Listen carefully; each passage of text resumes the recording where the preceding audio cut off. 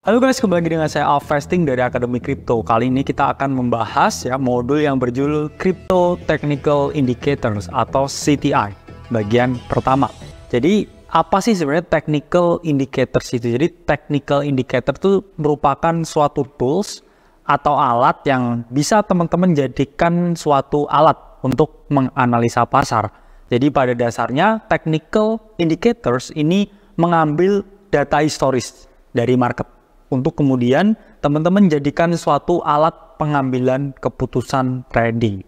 Nah, jadi apa aja manfaat dari technical indicators ya? Kita ngomongin ya dari segi kemurahan dulu ya. Karena ini sebenarnya kalau teman-teman pakai technical indicators ya di platform TradingView itu pada dasarnya itu nggak bayar ya teman-teman. Kecuali teman-teman pengen fungsi yang lebih advance lagi, itu teman-teman harus bayar.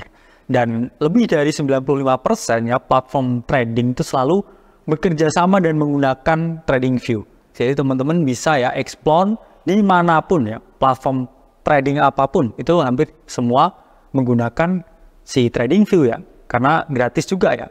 Sehingga di poin sini juga ada juga kemudahan aksesnya ya. Jadi teman-teman bisa tinggal klik www.tradingview.com karena semua yang kita gunakan technical indicatorsnya ini dari platform TradingView. Dan di TradingView sendiri ya, mereka itu juga lumayan fleksibel ya. Apa fleksibelnya di sini? Jadi fleksibelnya ini, tipikal indikatornya di sini semua adalah open source, di mana teman-teman bisa mengkustomisasi sendiri ya.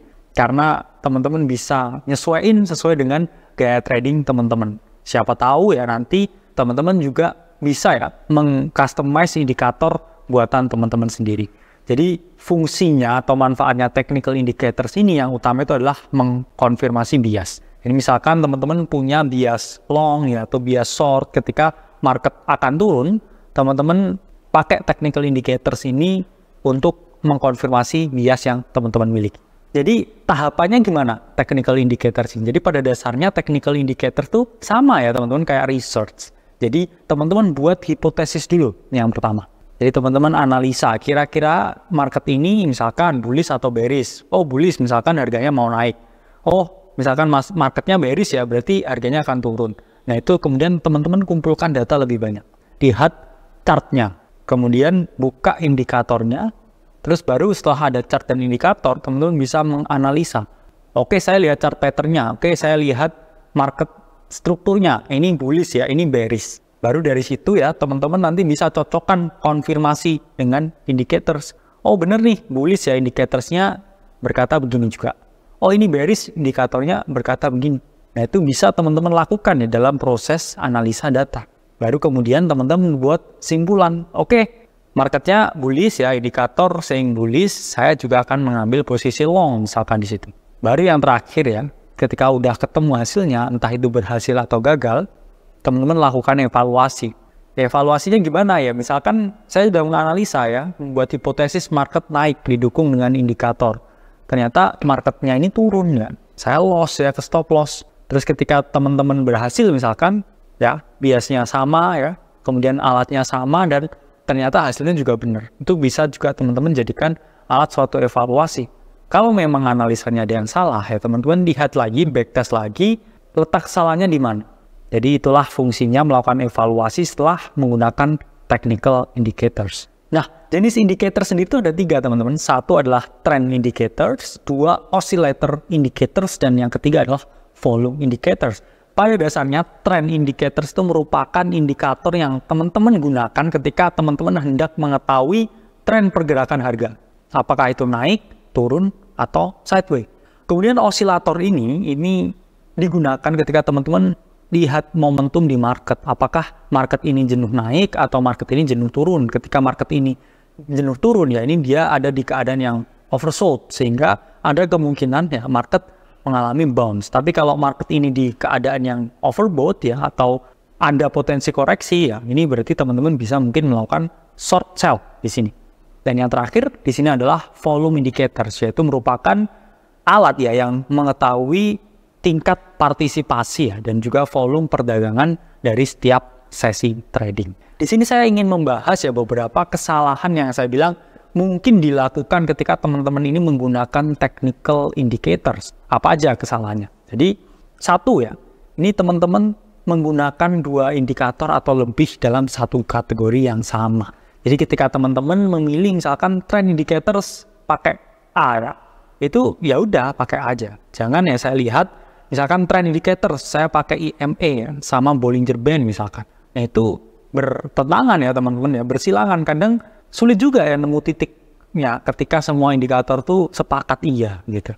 Karena kadang satunya iya, satunya belum. Satunya bullish, satunya bearish. Saya banyak ya menemukan kesalahan teman-teman ini ya pakai moving average ya ditambah super trend ya ditambah Bollinger Band. Itu adalah suatu hal yang kurang tepat. Karena pasti teman-teman bingung ya. Terus kedua ya teman-teman menggunakan terlalu banyak indikator dan kompleks juga. Nah ini menyambung juga ya. Karena saya tahu banyak meme di sini ya teman-teman. Ini yang pernah menganalisa TA ya, tapi semuanya di trading view-nya tuh full ya, gambar-gambaran indikator-indikator. Itu kurang efektif juga ya teman-teman.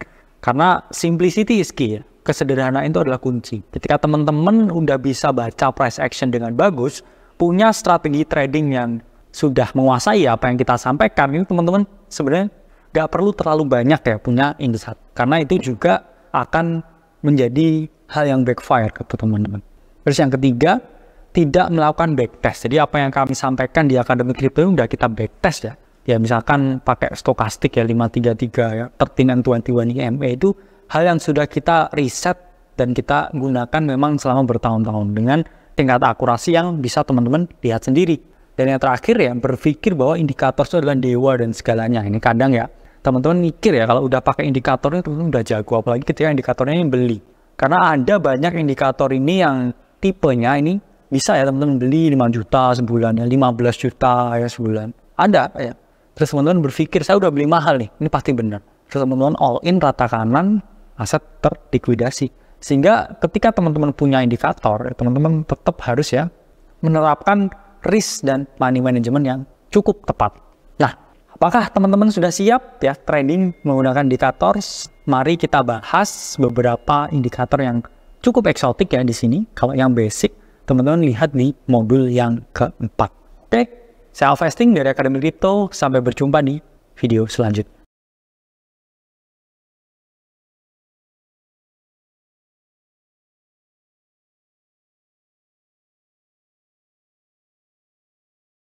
Tuh, kali ini kita masuk di bagian 2, Crypto Technical Indicators atau CTI. Jadi, di bagian kedua kita akan membahas indikator yang bernama pivot points.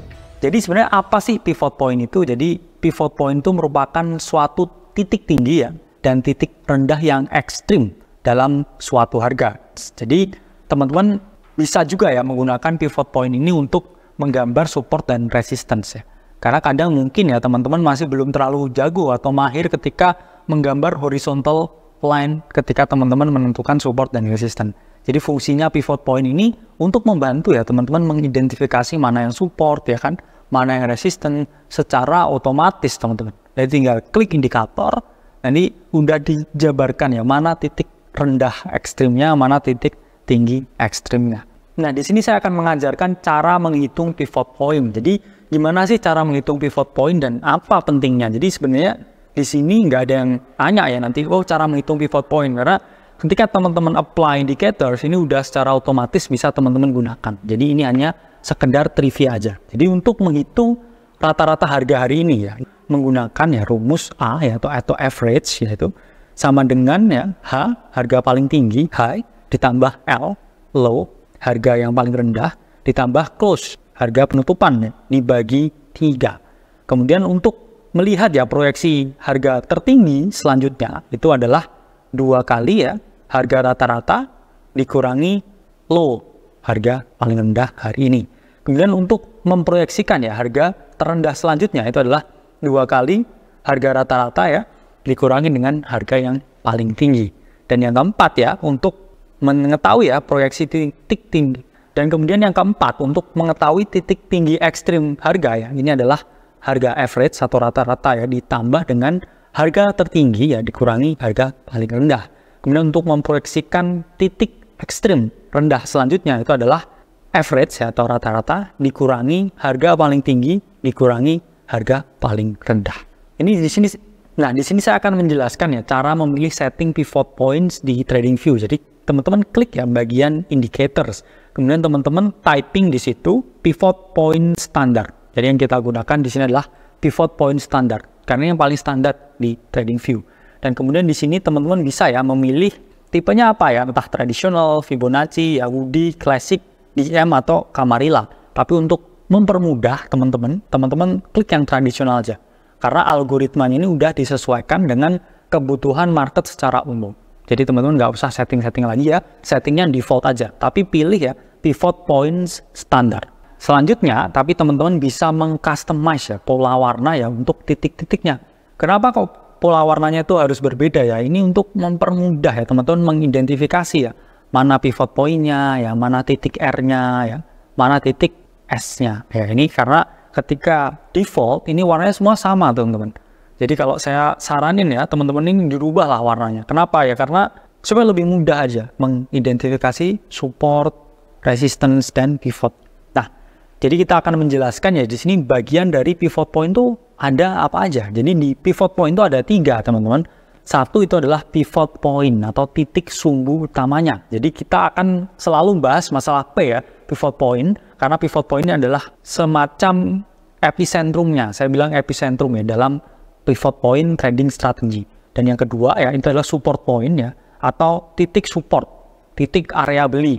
Dan yang ketiga ya resistance point atau titik resistance. Saya selalu menyarankan ya teman-teman untuk hanya menggunakan atau centang 3 titik support aja dan centang 3 titik resistance aja. Kenapa? Karena bisa ya 4, 5 tapi itu benar-benar out of reach dan itu butuh waktu yang cukup lama untuk swing mencapai ke sana, sehingga teman-teman yang suka intraday trading, suka scalping ini selalu fokus ke 3 support dan 3 resistance. Oke, teman-teman. Bentuk pivot point itu seperti ini ya. Jadi saya kasih warna ya yang biru ya, yang di sini itu adalah titik sumbunya. Kemudian di sini resistance-nya ya. Kalau teman-teman long ini target profitnya itu warnanya hijau. Dan yang di bawah di sini adalah S1, S2, S3. Apa ini? Ini adalah support 1, ya, support 2, support 3. Jadi pivot point ini membuat suatu algoritma ya, algoritma yang otomatis ya, menggambar garis horizontal yang otomatis dari mathematic equation tadi. Jadi teman-teman nggak usah gambar-gambar horizontal. Saya bingung ya menentukan support dan resistance. Tinggal klik pivot point, terus identifikasi di situ ya, mana supportnya ya, mana resistance-nya, di mana teman-teman harus masuk, di mana teman-teman harus keluar. Jadi fokus pada 3 titik support dan 3 titik resistance saja. Di luar itu udah out of reach dan teman-teman akan kehilangan fokus ya ketika mengaplikasikan ya trading menggunakan pivot strategi. Jadi saya selalu suka ya kata-kata KISS ya, KISS ya, keep it simple stupid ya.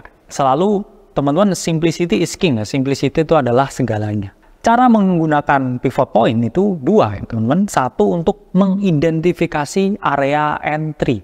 Dan kedua adalah mengidentifikasi support dan resistance. Nah, ini contohnya ya ketika titik pivot ya dijadikan suatu area entry long. Jadi ketika teman-teman hendak melakukan suatu entry long, ini biasanya teman-teman harga itu sedang berkonsolidasi di titik hijau. Atau harga ini sedang ada di titik resistance ya. Harga ini ya misalkan naik. Kemudian dia di sini misalkan sedang berkonsolidasi ya di titik resistance. Itu teman-teman jangan asal long. Ingat ya, long nggak boleh di resistance. Long di mana? Di support. Di resistance itu ketika teman-teman ngeluarin longnya. Oke. Nah kemudian di sini dalam skenario ini ya, yang ideal itu adalah ketika harga itu turun ya, turunnya itu ke titik pivot.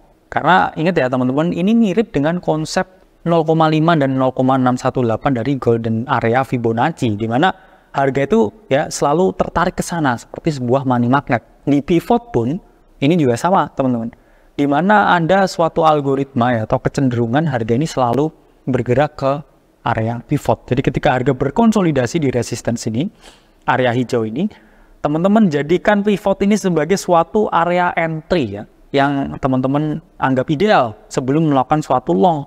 Jadi teman-teman masuk di sini ya, kemudian teman-teman di sini pasang posisi long, entry long di area pivot yang mana biru ini. Terus kemudian stop lossnya mana? Ya itu stop loss di antara ya teman-teman, di bawah. Bisa ya teman-teman taruh di bawah pivot sini. Tapi kalau teman-teman mau konservatif lagi, saya takut ke stopan, saya mau aman. Teman-teman bisa taruh di bawah garis support. Terus kemudian targetnya adalah resisten 1, resisten 2, dan resisten 3.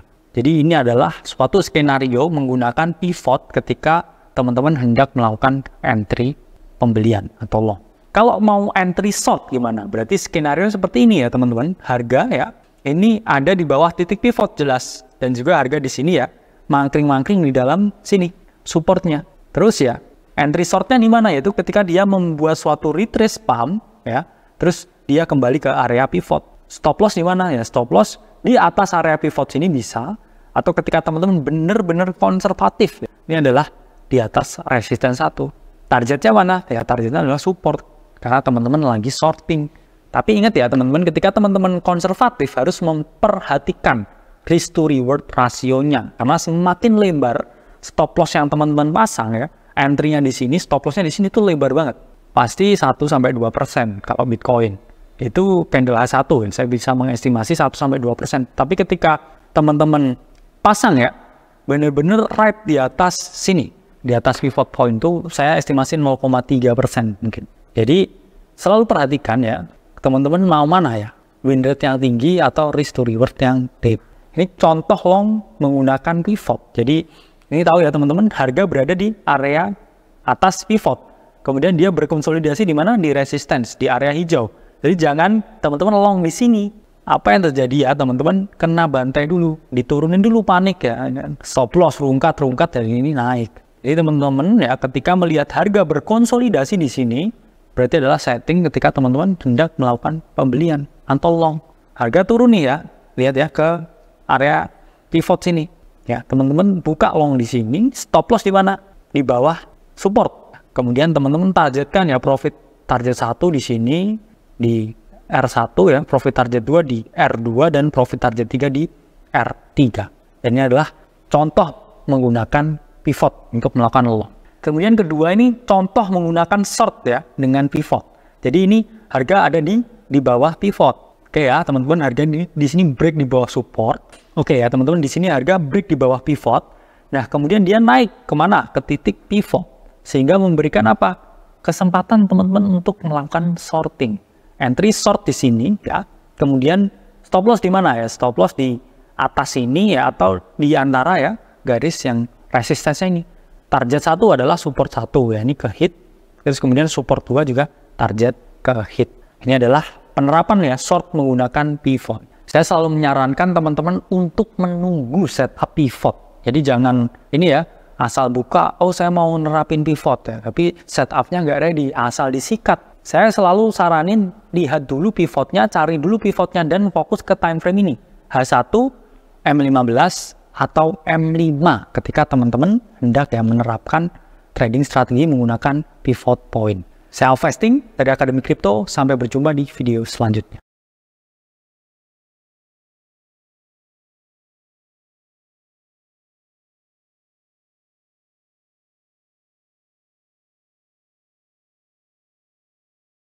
Kripto, kali ini kita memasuki modul ketiga ya, Crypto Technical Indicators atau CTI. Jadi di modul ketiga kali ini kita akan membahas yang namanya Keltner Channel. Oke.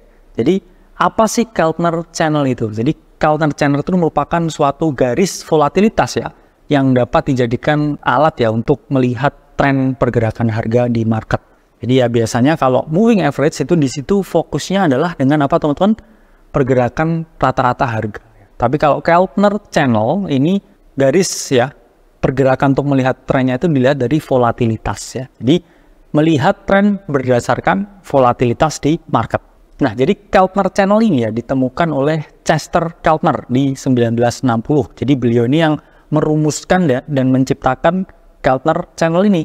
Jadi beliau ini memadukan ya dua indikator teman-teman. Satu adalah Simple Moving Average atau SMA, dan Average True Range atau ATR. Jadi ATR dan SMA ini dikawinkan, ini jadinya adalah Keltner Channel. Jadi sama aja nih, misalkan teman-teman mengkawinkan moving average dengan stokastik misalkan, itu sama di sini. Jadi ada rata-rata pergerakan harganya, ada volatilitasnya di sini. Jadi menarik sekali.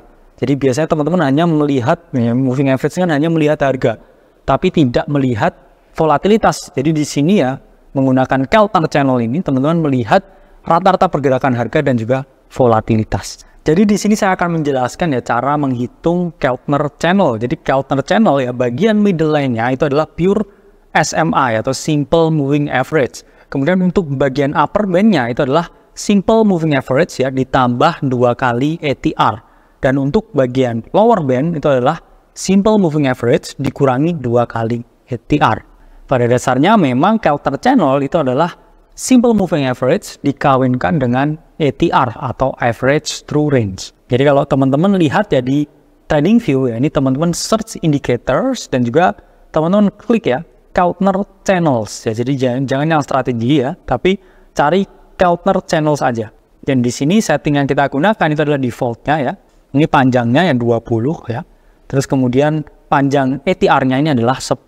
Ini setting yang ideal dengan multiplier 2. Nah jadi ilustrasi Keltner Channel seperti ini ya teman-teman. Jadi ingat ya ini terlihat mirip seperti apa? Ya ini mirip seperti Bollinger Band. Karena emang ya begitu-begitu aja ya teman-teman trading dan juga indikatornya itu. Tapi yang beda di sini adalah teori, terus kemudian kalkulasi data dan rumus-rumusnya yang digunakan. Ini fungsinya juga lumayan beda. Kalau di bagian tengah ini benar-benar pure ya, Simple Moving Average.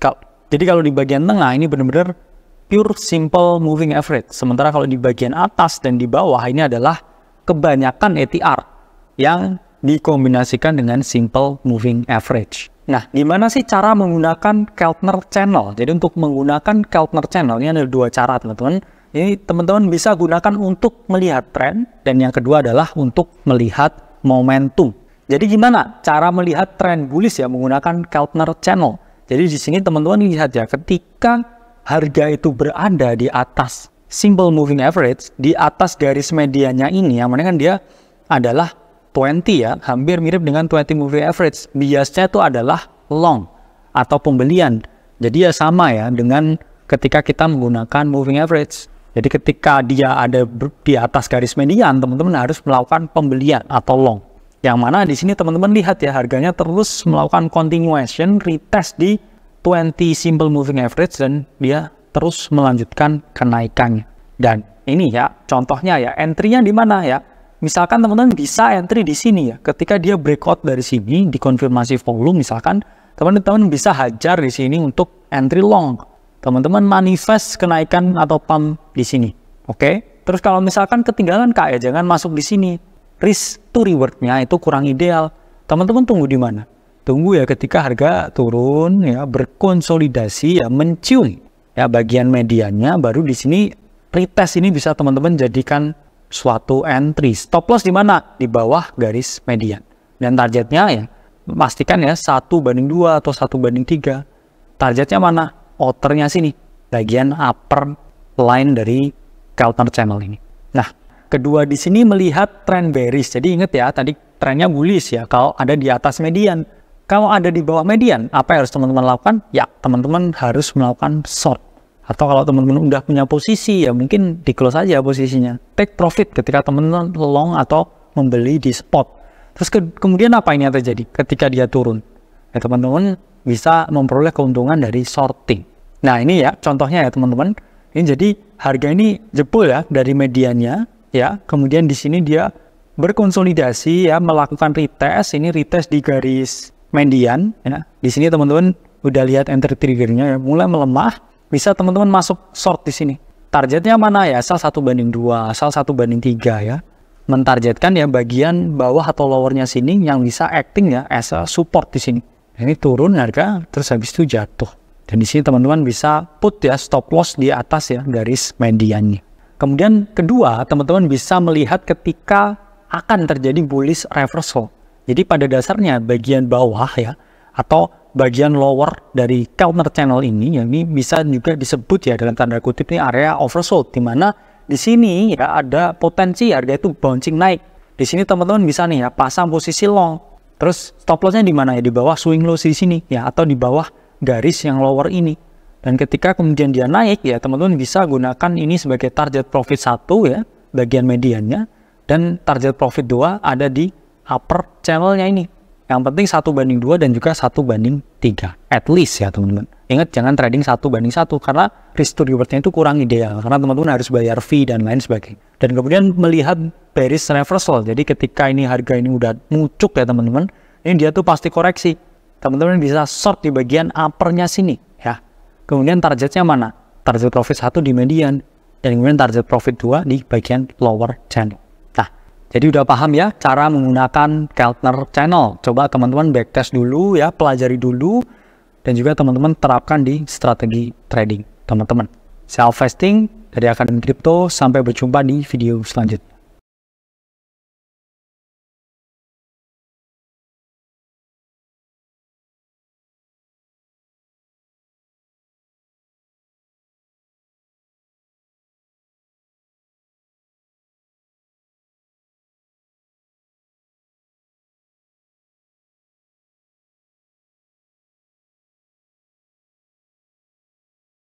Dari Akademi Kripto, kali ini kita akan membahas ya Crypto Technical Indicators atau CTI bagian keempat. Jadi di sini kita akan membahas ya indikator yang bernama parabolic SAR. Jadi apa sih parabolic SAR itu? Jadi parabolic SAR itu merupakan alat ya yang bisa teman-teman gunakan untuk mengetahui arah pergerakan suatu aset. Jadi pada intinya parabolic SAR ini digunakan untuk melihat tren pergerakan harga, entah itu naik, entah itu turun.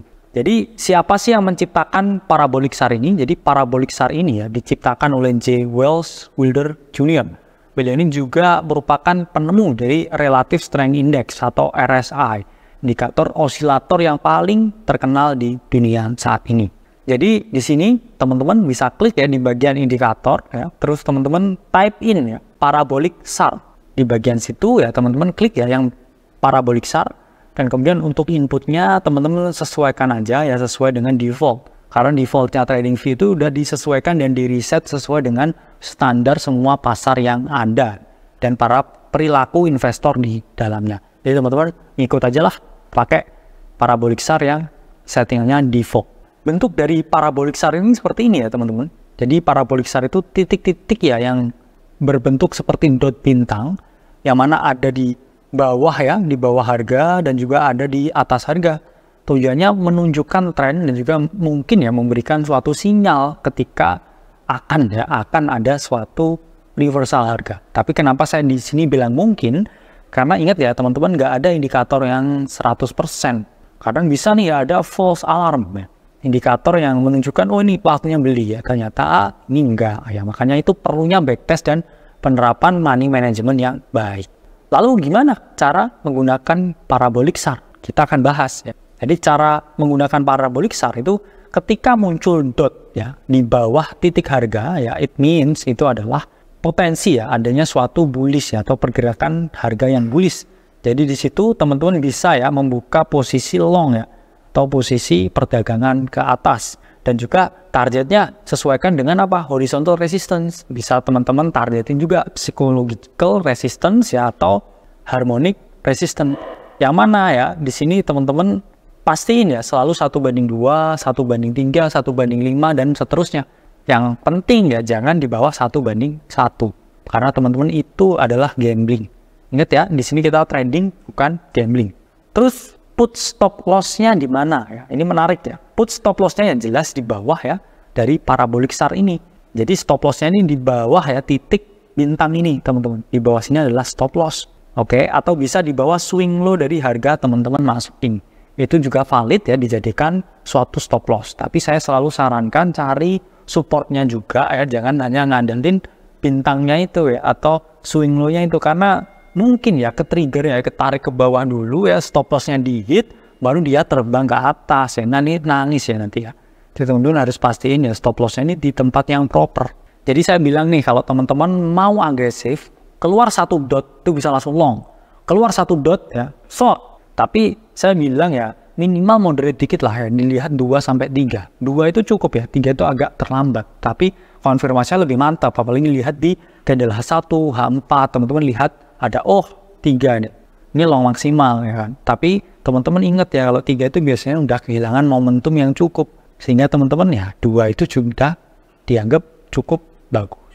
Lalu selanjutnya teman-teman bisa sell short ya ketika muncul ya dot bintang ya di atas garis harga. Jadi ini udah nih ya, misalkan di sini ya harga turun ya, kemudian naik ya, setelah naik itu ternyata muncul lagi nih ya parabolik SAR 1 atau 2 gitu. Wah, ini tandanya apa?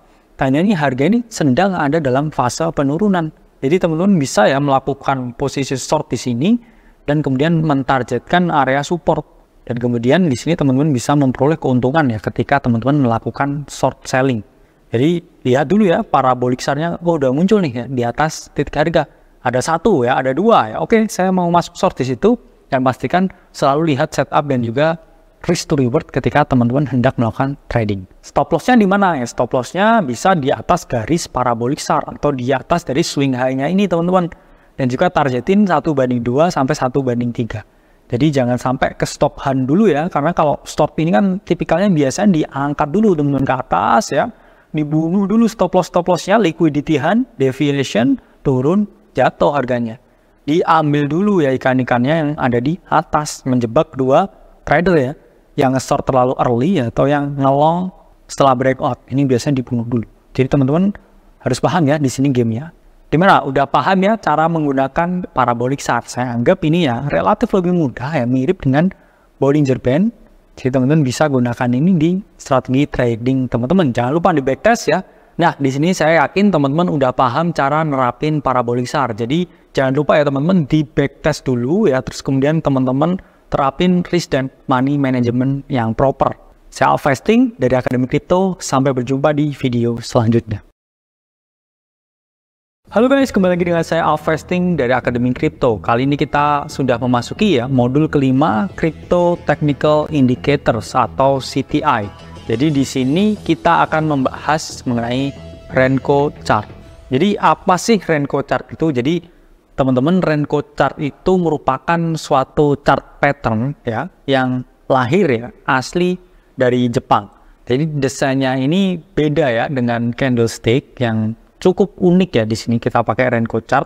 Jadi fungsinya apa Renko Chart ini? Jadi Renko Chart ini memiliki fungsi untuk memfilter market noise. Jadi harapannya ya dengan market ini lebih clear lihatnya, teman-teman tuh bisa mengeliminasi ya noise-noise yang bisa mengganggu teman-teman punya decision making. Jadi harapannya decision making tuh benar-benar clear ya ketika teman-teman menggunakan Renko Chart. Meskipun demikian juga pasti ya ada disadvantage lain ketika teman-teman melihat Renko Chart.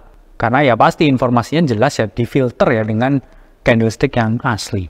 Nah, pada dasarnya di dalam Renko Chart ya, chart itu disebut dengan renga atau rengga ya. Yang mana di sini adalah batu bata. Jadi sama nih seperti teman-teman melihat suatu batu bata ya, ketika melihat Renko Chart ini. Jadi belum ada ya data yang pasti kapan kira-kira Renko Chart ini ditemukan ya. Tapi yang jelas ya ini Renko Chart ini digunakan ya masyarakat pedagang di Jepang. Yang mana masyarakat pedagang di Jepang yang menggunakan ya suatu sistem perdagangan ya untuk melihatnya ini sama ya seperti sebuah batu bata. Jadi lihatnya ini seperti batu bata. Yang mana batu batanya ini ya anggapannya ya kan batu bata gimana sih, kotak dan solid gitu ya. Kotak, solid, dan juga dia nggak ada ujungnya, nggak ada wicknya. Sehingga mengeliminasi ya harga tertinggi dan harga terendah di sini. Yang mana ketika di sini muncul ya harga tertinggi dan terendah atau wick, itu terjadi ya ketika dia gagal close di harga yang lebih tinggi atau di harga yang lebih rendah. Jadi gimana saya menerapkan ya Renko Chart ketika saya trading ya teman-teman, ketika pakai platform TradingView ya mungkin ini saya kurang paham ya, mungkin juga ada ya di MT4 dan MT5. Teman-teman cek ya di bagian candle. Ya, terus kemudian teman-teman klik dan juga klik Renko. Jadi teman-teman klik di situ dan itu secara otomatis semua itu akan terubah menjadi Renko Chart. Nah, seperti ini ya teman-teman tampilan dari Renko Chart. Jadi setiap candle ini kayak batu bata ya, nggak ada harga paling tinggi dan paling rendah ya. Wicknya itu nggak ada. Kecuali di sini ada wick, yaitu biasanya mengindikasikan ya ini adalah suatu reversal harga. Jadi benar-benar teman-teman lihat ini seperti Eggbit ya, seperti candle di Mario ya. Jadi kayak kotak begitu terus ya teman-teman. Dan di sini memiliki banyak fungsi ya. Salah satunya teman-teman bisa melihat dengan lebih jelas ya pasti ya. Namun ya pada dasarnya yang paling sempurna yaitu adalah candlestick ya. Karena di candlestick itu informasinya paling lengkap. Informasi harga pembukaan Anda, informasi harga penutupan ada, informasi harga paling tinggi ada ya, informasi harga paling rendah juga ada. Sementara di Renko chart ini cuma kotak begitu terus ya, kayak di Super Mario seperti itu. Terus gimana cara menggunakan Renko chart ini? Jadi teman-teman, satu itu mempermudah untuk menganalisa breakout. Jadi misalkan ini ada suatu pattern ya teman-teman, misalkan harga membentuk suatu area ini ya, konsolidasi ya di bawah sini setelah cukup signifikan turunnya. Kemudian di sini ada misalkan ada wedge ya, kemudian dia breakout nih dari wedge-nya. Berarti kan kita di sini bisa ya benar-benar melihat, oh ini berarti dia benar-benar break dari sini. Karena biasanya ketika ada wick di atas dan di bawah ya, kita takutnya kadang kan false breakout dan lain sebagainya. Tapi ini di sini benar-benar full body. Jadi teman-teman bisa jadikan ya itu suatu konfirmasi ya, break udah full bentuk rengganya atau full bentuk batu batanya. Nah, kedua ya, melihat bullish reversal. Jadi bullish reversal ini terjadi apa teman-teman? Ketika di sini harganya turun kan ya, batu bata, dan ini udah nggak berhasil lagi ya close harga di batu bata yang lebih rendah. Jadi dia udah nggak bisa close lagi merah di sini, sementara harganya malah naik. Ini kemudian digambarkan ya dengan rengga berwarna hijau yang mana ada wick bagian bawahnya seperti ini. Kalau teman-teman melihat yang ada wick bagian bawahnya seperti ini di rengga yang bullish, ini adalah tandanya reversal harga naik ke atas dari bearish menjadi bullish. Jadi salah satu untuk melihat ya apakah kita mau reversal ke bullish itu adalah dengan melihat rengganya ya. Ini lebih efektif lagi ketika teman-teman gunakan di time frame yang gede lagi. Daily misalkan, itu jauh lebih akurat daripada menggunakan rengga ini untuk H4 atau H1 misalnya. Nah, kemudian di sini ya entry exitnya ketika sudah terbentuk ya candle reversal di sini, teman-teman entry lah ya di sini. Stop lossnya di mana? Stop lossnya pasti di bawah swing low sini teman-teman ya. Di bawah sini stop loss, kemudian exitnya di mana? Exitnya teman-teman bisa milih ya psychological ya, resistance di sini ya. Kemudian misalkan harmonic resistance di sini ya. Atau misalkan teman-teman pilih ya di sini ada area jual tertentu ya. Resistance tertentu itu bisa dijadikan suatu target untuk menutup posisi long. Nah, kemudian ketiga yang melihat bearish reversal. Jadi bearish reversal ini terjadi ketika harga udah gak kuat naik nih di sini dan kemudian harga ini udah gak bisa membuat harga penutupan yang lebih tinggi daripada rengga yang bullish sebelumnya. Sehingga di sini dia langsung balik ya, kemudian membuat bearish reversal rengga di sini. Ya, istilahnya ada wick yang ekstrim di atas dan juga candlenya jatuh ke bawah. Ini adalah suatu tanda reversal. Dan lihat teman-teman apa yang terjadi, harga terus turun. Di sini mungkin ya ada false, dan mungkin di sini kadang ada false signal ya dari rengganya, tapi itu pasti karena nggak ada indikator yang 100% sempurna. Tapi di sini teman-teman bisa melihat ya dengan jelas ya bearish reversal dari rengga ya yang ada di dalam Renko chart nih. Dan kemudian teman-teman bisa ya di sini ya entry ya ketika dia udah valid ya, mungkin ditambahkan dengan analisa lain ya, mungkin pakai indikator ya, pakai support and resistance. Jadi rengga ini otomatis ya bisa dijadikan suatu entry trigger ya istilahnya, karena di sini teman-teman lihat itu dengan sangat jelas. Stop loss ya pasti di atas ya swing high sini, dan juga target disesuaikan dengan risk to reward dan psychological support ya, serta harmonic support atau dynamic support yang bisa teman-teman gunakan. Nah, jadi saya anggap ya teman-teman udah paham ya cara menggunakan Renko chart. Jangan lupa di backtest dulu dan kemudian terapkan risk dan money management ketika teman-teman trading ya menggunakan Renko chart. Saya Alvesting dari Akademi Crypto. Halo guys, kembali lagi dengan saya Alvesting dari Akademi Crypto. Kali ini kita udah memasuki modul ke-6 dari Crypto Technical Indicators atau CTI. Jadi di sini kita akan membahas mengenai No Shorting atau KST. Jadi apa sih KST itu? Jadi KST merupakan suatu momentum indicator, yang mana indikator ini diciptakan ya oleh Martin Pring yang menggunakan Simple Moving Average atau SMA dengan memperhatikan ya 4 rate of change atau ROC. Jadi rate of change ini apa? Rate of change ini adalah waktu perubahan harga ya. Jadi dasarnya adalah SMA tapi menggunakan 4 rate of change ya atau waktu perubahan harga yang berbeda-beda. Jadi gimana nih cara menghitungnya ya dari KST ini? Jadi KST ini ya dihitung ya dengan rate of change ya, smooth moving average 1 ya dikali 1 ya ditambah rate of change ya moving average 2 dikali 2, rate of change moving average 3 dikali 3, dan ditambah rate of change moving average 4 dikali 4 untuk merumuskan ya perhitungan dari no shorting atau KST ini. Nah, jadi KST ini bisa teman-teman temukan di TradingView. Jadi klik di bagian indicators dan kemudian teman-teman klik ya no shorting atau KST. Terus kemudian masalah setting ya teman-teman biarkan ya keep as default karena pasti udah disesuaikan dengan algoritma dari TradingView itu sendiri. Nah, ini wujud dari KST atau no shorting. Mirip apa teman-teman? Ya, mirip dengan stokastik. Jadi biasanya kita pakai stokastik 533. Di sini juga ada ya, KST ini mirip banget ya dengan stokastik ya. Ada crossnya, cuman yang membedakan di sini ya ada bagian tengahnya, ada mediannya di sini. Nah, titik median ini itu adalah titik 0. Jadi di bawah ini itu adalah negatif dan di atas median ini adalah positif. Oke, teman-teman. Nah, ketika harga ini positif, itu apa yang terjadi?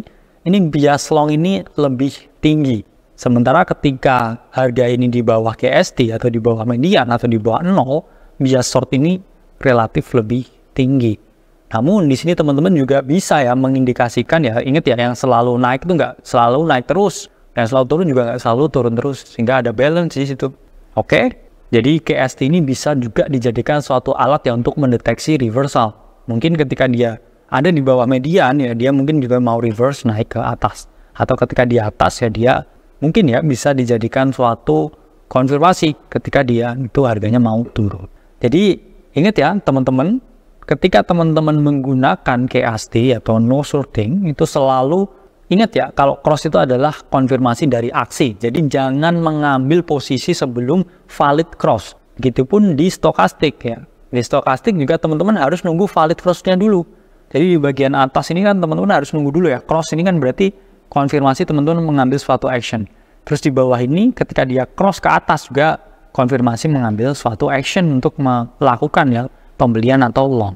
Nah, ini contoh penerapan KST yang pertama. Jadi teman-teman lihat ya ini di bawah area median dan kemudian harga ini melakukan cross up di atas. Apa yang terjadi ketika teman-teman melakukan bias ya untuk melakukan long, jadi harga ini naik 41%. Ini daily Bitcoin.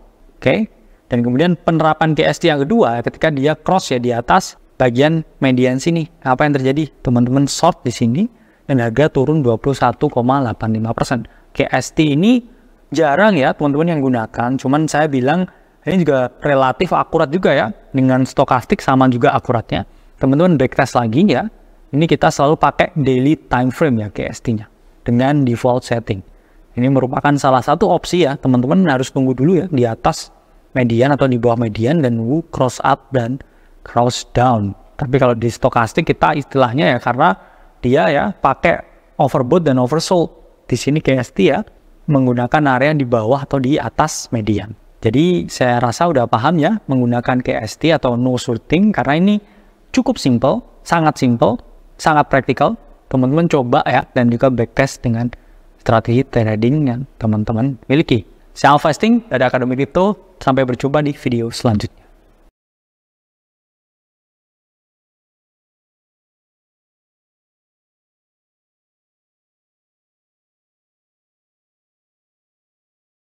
Kali ini kita masuk modul ke-7 dari Crypto Technical Indicators atau CTI. Jadi kali ini kita akan membahas ya suatu indicators yang bernama Donchian Channels. Jadi apa sih Donchian Channels itu? Jadi Donchian Channels itu merupakan suatu strategi trading ya untuk melihat tren ya sehingga teman-teman bisa menganalisa ya pergerakan harganya ini kemana ya untuk menganalisa breakout ya menganalisa breakdown. Jadi ini merupakan suatu trend indicators yang mana fungsinya itu adalah mendeteksi ya suatu breakout atau harga naik ke atas. Bisa juga mendeteksi ketika harga turun ke bawah atau melakukan breakdown. Nah, jadi Donchian Channels ini ya, ini ditemukan oleh seorang trader future ya di pertengahan abad ke-20. Jadi beliau ini bernama Richard Donchian. Jadi beliau ini ya merupakan pakar ya yang dijuluki ya dan memiliki gelar Bapak Trend Follower Trader ya, atau Trend Following Trading. Jadi beliau ini suka ngikut-ngikut ya market ke arahnya mana ini beliau membaca trennya ini dengan sangat baik dan kemudian beliau ini menciptakan ya suatu trading indicators yang namanya adalah Donchian Channels. Jadi gimana cara menghitung Donchian Channels? Jadi Donchian Channels itu ya, upper channelnya itu dihitung dengan titik tertinggi ya pada periode N ya. N itu adalah periode tertentu. Jadi upper channel dilihat dari titik tertinggi ya periode tertentu, dan middle channel itu adalah upper channel ya ditambah lower channel dibagi 2. Dan yang ketiga ya, untuk melihat lower channelnya itu adalah titik terendah pada periode N atau periode tertentu. Gimana cara memilih setting untuk Donchian Channel di TradingView? Jadi teman-teman klik di bagian indicators, terus kemudian teman-teman klik ya Donchian Channels, dan kemudian teman-teman pilih ya di sini Donchian Channel. Saya selalu menyarankan ya untuk setting menggunakan yang basic ya, atau menggunakan template ya default dari TradingView. Cuman di sini yang teman-teman bisa customize ini adalah warna-warnanya ya. Kadang mungkin kan ada yang nggak suka ya pakai warna selain merah dan hijau. Tapi ada teman-teman juga yang suka pakai warna lain, misalkan, itu bebas ya. Yang mana teman-teman harus tetap merhatikan ya di sini ya, bagian titik atasnya, titik bawahnya, bagian titik atasnya ya, titik bawahnya, dan juga titik mediannya. Tampilan Donchian Channel ini seperti ini ya teman-teman. Kalau teman-teman lihat ini mirip apa ya? Ini mirip dengan Bollinger Band. Cuman Bollinger Band itu gerakannya lebih smooth ya teman-teman. Di bagian atas dan bawahnya ini lebih nggak kaku. Tapi kalau Donchian Channel ini, karena dia istilahnya channel ya, sehingga ada kesannya persenginya di sini. Jadi agak kotak-kotak begitu ya teman-teman. Cuman di sini ya bagian mediannya ini terlihat juga dengan jelas warnanya oranye di sini. Sementara ini bagian ini adalah warnanya itu adalah biru, yang bagian atas dan bagian bawahnya. Ya, lalu gimana cara menggunakan Donchian Channel? Jadi di sini ya teman-teman, untuk teman-teman ya, pertama ini melakukan ya pembelian di titik paling rendah. Jadi mirip ketika Bollinger Band ini hit ya di bagian yang oversold, di mana ada potensi suatu reversal. Tapi di sini kita ngomongin ya bagian lower channel itu adalah titik terendah ya teman. Ingat titik ya di sini. Jadi ketika di sini ya dia udah ada di titik terendahnya, ini ada potensi teman-teman untuk melakukan long. Dan stop loss ya di bawah swing low-nya ini. Targetnya bisa ya menggunakan median ini. Kalau teman-teman target ini untuk target 1, ini untuk target 2, dan teman-teman juga bisa gunakan ya bagian atasnya atau uppernya sebagai target untuk mengeluarkan posisi long atau pembelian. Nah, kemudian teman-teman juga bisa melakukan penjualan ya atau short ketika harga ini apa? Ketika harga ini ada di bagian atas ya, upper channelnya di sini ya, teman-teman bisa ya klik ya untuk melakukan short selling di sini. Stop loss di mana? Stop loss pasti ya di atas dari swing high yang ada di sini. Dan juga target 1 mungkin bisa di bagian mediannya sini, target 2 ya bisa di bagian paling bawah dari titik channelnya ini, dari lower channelnya ini. Atau teman-teman bisa pakai ya tools lain yang seperti dynamic support, bisa ya teman-teman cari psychological supportnya atau horizontal supportnya di mana. Jadi ingat ya, di sini nggak melulu tentang indicators ya, indicators ini cuman alat bantu ya. Jadi ingat ya, jangan sampai ya pakai channel ya kemudian pakai Bollinger Band dan lain sebagainya, itu pasti akan bertabrakan. Jadi fokus saja pakai yang mana. Oke. Kemudian teman-teman bisa ya menjadikan middle channel ini area untuk melakukan pembelian. Jadi sama juga ya dengan Bollinger Band. Jadi ketika dia udah cross ya di bagian tengahnya ini, biasanya ini teman-teman uptrend. Sehingga teman-teman bisa melakukan long di sini ya. Targetnya mana ya, sesuaikan ya 1/3, 1/4, 1/5 sesuai dengan target profit dan juga resistance-nya ketika teman-teman melakukan pembelian atau long. Nah, kemudian ya di sini ya teman-teman juga bisa ya menjadikan middle channel ya untuk melakukan area penjualan. Jadi ketika dia udah break dari sini, berarti biasanya ini kan adalah bearish. Oke, harga di sini retest, teman-teman bisa ya di sini melakukan trade ya, penjualan. Stop loss pasti di atas swing high sini dan juga target di bawah lower channel. Nah, jadi saya yakin ya teman-teman udah paham penggunaan Donchian Channels. Jadi ini mirip banget dengan Bollinger Band. Jadi teman-teman praktekin ya, backtest lagi, dan juga lihat hasilnya dengan risk dan money management yang baik. Saya Alvesting dari Akademi Kripto, sampai berjumpa di video selanjutnya.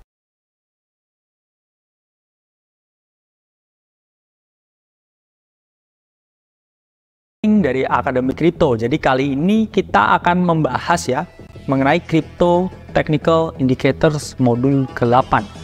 Jadi kali ini kita akan membahas mengenai Check-in Money Flow atau CMF. Jadi apa sih check-in money flow? Jadi check-in money flow atau CMF itu indikator ya, yang mana gunanya itu adalah melihat aliran uang. Jadi harapannya dengan melihat ya arah aliran uang ya, teman-teman bisa memprediksi ya dalam periode tertentu ini arah harganya ini mau kemana. Apakah naik atau turun.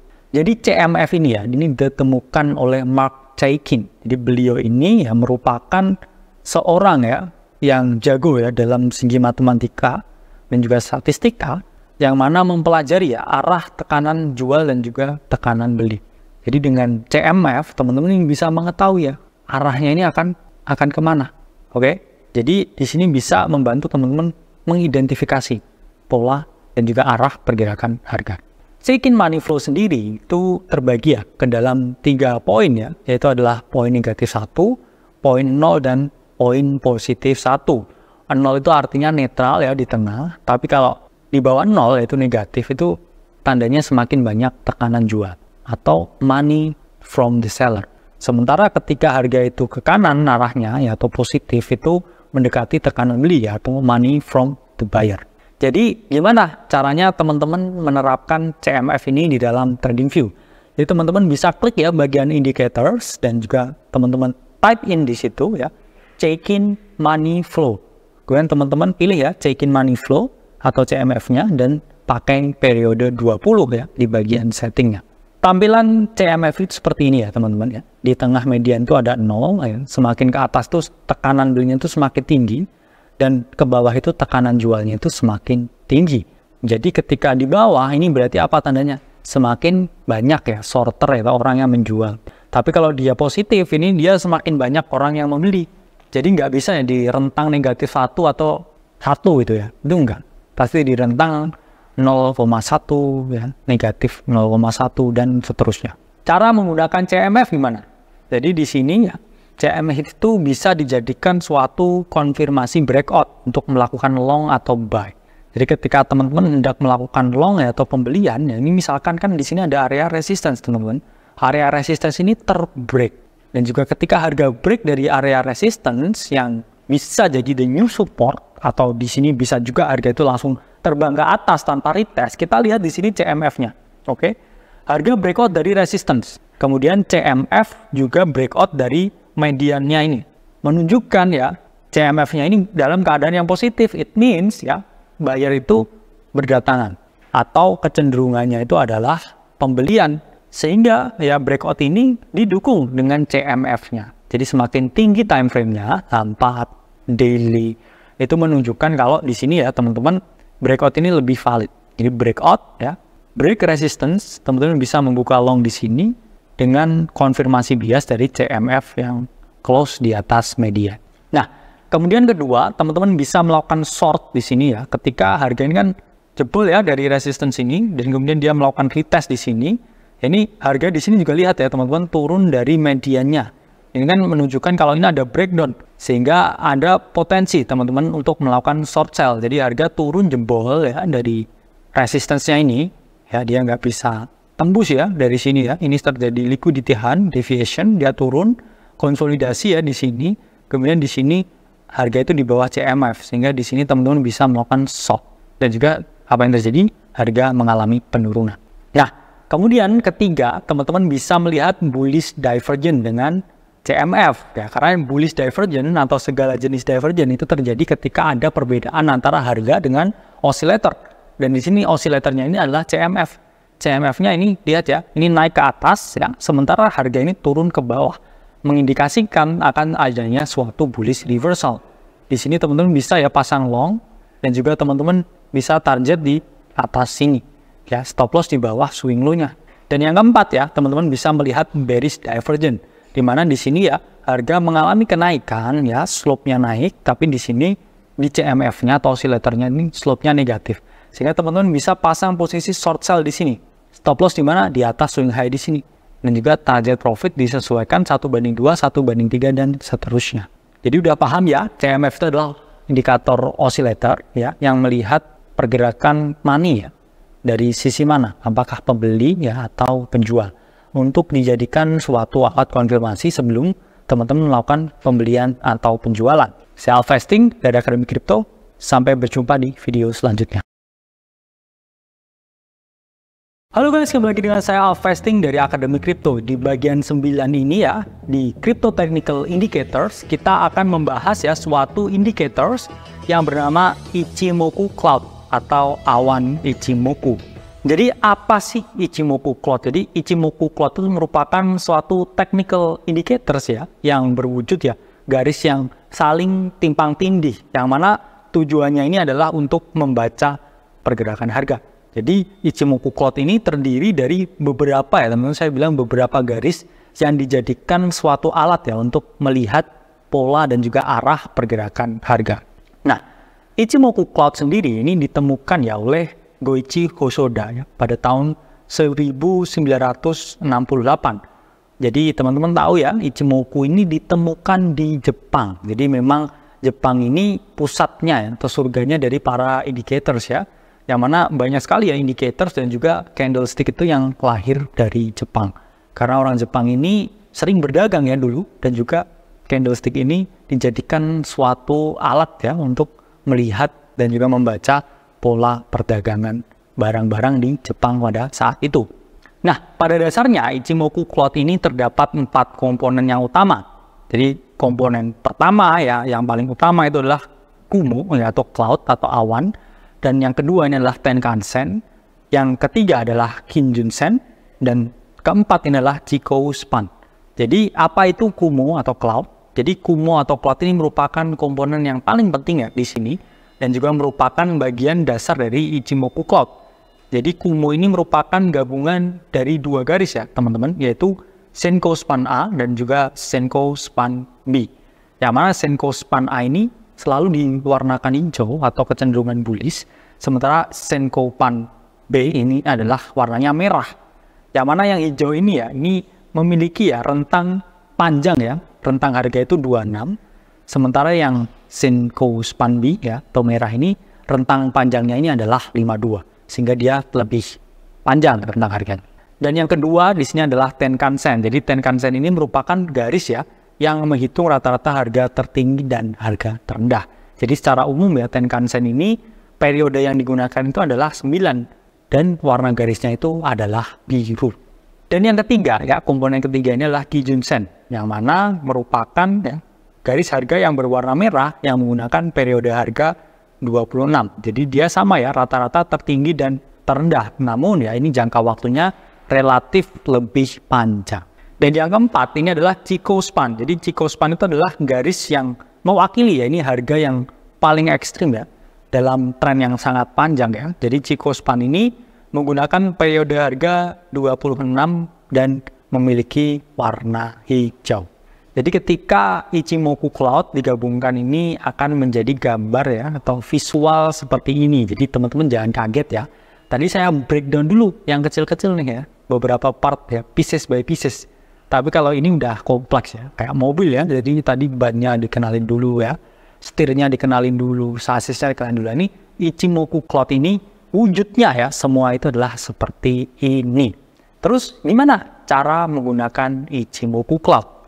Jadi cara yang paling simpel ya untuk menggunakan Ichimoku Cloud itu adalah long maksimal, atau kita mungkin ya masuk ke dalam fase bull yang cukup panjang, yaitu ketika harga itu berada di atas semua garis yang saya sebutkan. Jadi ketika teman-teman ada di environment trading, di mana harga itu berada ya di atas ya semua garis di Ichimoku ini menunjukkan kalau akan ada suatu pola pergerakan harga yang naik ya dengan probabilitas yang sangat lama ya. Mengapa sangat lama? Karena di sini kan tren jangka pendeknya tertembus ya, tren jangka menengahnya tertembus ya, awan jangka panjang dan ekstrimnya juga tertembus ke atas. Yang mana ada chance ya ini harga ini akan terus naik ya dalam periode waktu yang cukup lama. Contohnya seperti ini di chart harian Bitcoin. Jadi ini ketahui ya, harga ini breakout ya, ini dengan volume yang cukup tinggi ya. Contohnya di kemarin ya, beberapa saat lalu terkait dengan berita dari ETF, harga Bitcoin naik nih di sini. Dan kemudian kalau kita lihat ya, chartnya ini berada di mana? Close ya di atas Kumo ya. Terus kemudian di atas Tenkan-sen. Terus kemudian di atas Kijun-sen. Dan juga ya ini juga di bagian atasnya atau Chikou-span-nya ini ya ada di atasnya sini. Ini menunjukkan apa? Momentum bullish ya, yang mana garisnya itu berada di atas semua garis Ichimoku. Sehingga apa yang terjadi ini naik ya sampai 30-an% di daily, teman-teman. Sehingga di sini teman-teman bisa ya mengetahui ya kalau semua garis itu line ya, align in the sky ya. Ini sudah ditandai harga itu akan naik dengan signifikan ke atas. Terus di mana ya saya taruh entry dan exitnya? Jadi pada dasarnya area Kumo atau awan, yang mana di sini ada dua area yaitu merah dan hijau. Ini bisa juga ya dijadikan dynamic support. Sama seperti saya menjelaskan ya strategi ya. Money magnet 13 and 21 EMA, di mana 13 and 21 EMA itu menjadi area yang selalu dikunjungi harga. Dan harga selalu bouncing di sana, teman-teman. Ya. Jadi stop loss-nya di mana ya? Di bawah dua area itu. Yang mana di sini ya, naik harga di sini ya. Ini stop loss-nya adalah di bawah area Kumo. Terus target profit-nya di mana ya? Teman-teman bisa set multiple target profit ya. Di bagian garis ini ya. Dan kemudian teman-teman juga bisa target di bagian Chikou span-nya. Yang mana ini adalah tren bullish jangka panjang. Sehingga teman-teman bisa ya target 1 di sini, target 2 di sini, dan target 3 di sini. Ini adalah dynamic target atau dynamic resistance ketika kita menggunakan sistem Ichimoku. Lalu cara kedua ya untuk memaksimalkan penggunaan Ichimoku cloud ini adalah teman-teman sell short maksimal ketika harga ini berada di bawah semua garis. Jadi di ilustrasi ini ya teman-teman lihat ya chart harian Bitcoin ini breakdown ke bawah. Dan juga close di semua garis Ichimoku yaitu Kumo ya, Tenkan-sen, Kijun-sen, dan Chikou span. Jadi setelah harga ini close ya di bawah semua indikator dari garis Ichimoku ini Bitcoin ya mengalami bear rally yang cukup lama selama berbulan-bulan dan turun sampai 50%. Sehingga ketika harga ini retest ya di area Kumo ini adalah retest ke resistance yang bisa teman-teman jadikan suatu entry trigger untuk masuk dan stop loss ya di atas dari Kumo itu. Sehingga ini adalah peluang untuk melakukan short sell atau penjualan. Nah, jadi area Kumo ini bisa teman-teman jadikan ya suatu dynamic resistance. Jadi ketika harga retest di sini, teman-teman bisa ya put stop loss-nya ya di atas area Kumo. Dan target profit-nya ya bisa di antara ya garis Chikou span-nya. Karena adalah long term bearish trend-nya. Jadi udah paham ya penggunaan simple dari Ichimoku cloud. Jadi intinya mirip ya dengan money magnet dari 13 and 21 EMA. Cuman di sini juga dijelaskan ya long term bear trend dan juga long term bullish trendnya. Sehingga bisa dijadikan suatu acuan ya sebagaimana kita agresif ya terhadap melihat market dan kira-kira di mana kita akan ya mengeluarkan posisi kita entah itu long atau entah itu short. Cukup sekian video yang dapat saya sampaikan. Saya Alvesting dari Akademi Crypto. Sampai berjumpa di video selanjutnya.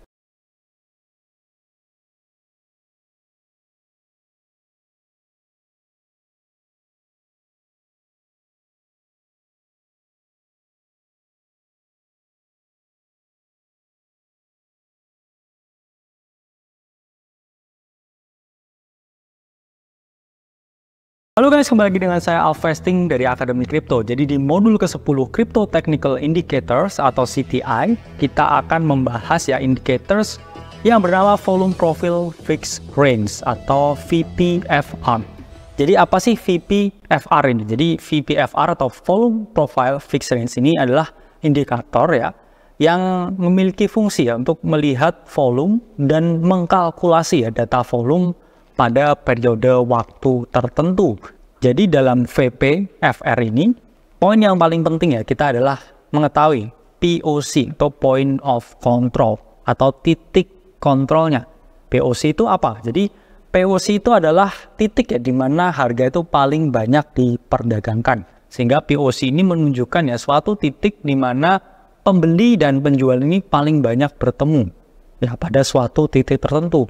Sehingga karena di situ ada banyak pembeli dan banyak penjual yang bertemu ya, area tersebut ya dianggap merupakan suatu area yang penting ya, area yang ideal sebagai area yang dapat ya dijadikan suatu pertimbangan untuk membuka posisi tertentu, entah itu long atau short. Jadi ketika teman-teman hendak ya mencari indikator VPFR ya di dalam TradingView, teman-teman type in ya di bagian indicators dan juga klik ya volume profile fixed range.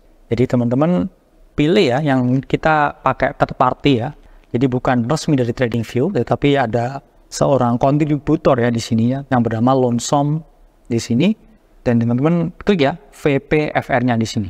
Nah, POC ya pada VPFR ini berbentuk seperti ini teman-teman ya. Jadi volumenya ini kan biasanya teman-teman tahu di bawah ya, kalau di dalam VPFR ini poinnya di atas teman-teman. Dan volume yang paling tinggi ya, di mana paling banyak ya, di situ ada ya, di sini di bagian titik harga POC-nya. Sehingga ini dianggap suatu important area ya, atau area yang bisa teman-teman pertimbangkan sebelum membuka posisi perdagangan tertentu. Jadi gimana cara pakai POC ya dalam VPFR? Ya, jadi kita bisa menggunakan VPFR ya untuk melakukan long pada POC. Jadi ketika harga ini turun ya, melakukan koreksi, area POC ini bisa dijadikan suatu pertimbangan ya untuk membuka posisi long atau pembelian. Lalu stop loss-nya di mana ya? Jelas di bawah dari POC-nya ini. Oke. Kemudian kita target 1/2, 1/3 dan disesuaikan. Lalu kemudian kita bisa melakukan short pada POC. Jadi ketika harga ini naik ya, mendekati area POC yang mana secara logis ya itu kan POC area yang mana juga penjual juga banyak ya di situ.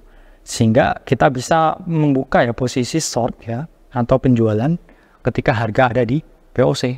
Dan kita mentargetkan ya support, atau kita juga bisa cari ya dynamic support, horizontal support, atau harmonic support. Nah ini contohnya ya.